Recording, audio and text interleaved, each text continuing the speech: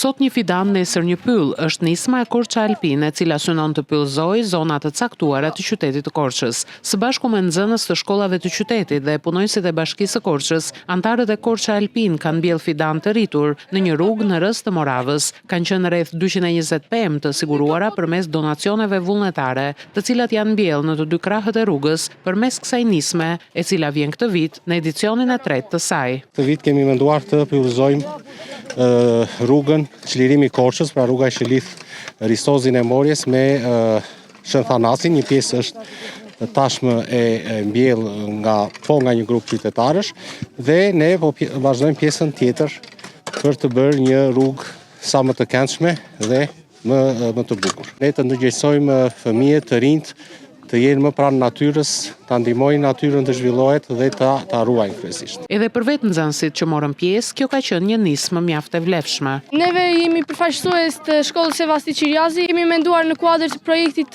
të frenggjishtes, kemi lidhur lëndën e frenggjishtes dhe të biologjisë për të mbjellë disa pemë dhe për ta dhënë shpërblyer atë dëmin që krijojmë gjithmonë ne. Në kuadër të një projekti biologji frenggjisht eko-qytetari, kemi mbjellë fidanë dhe kemi kontribuar nga pak të gjithë klasat dhe duam të tregojmë se si një akt i thjeshtë mund të sjellë një impakt të madh. Korça Alpine do të vijojë të mbjellë pemë edhe në ditët në vijim në zona të ndryshme të qarkut të Korçës.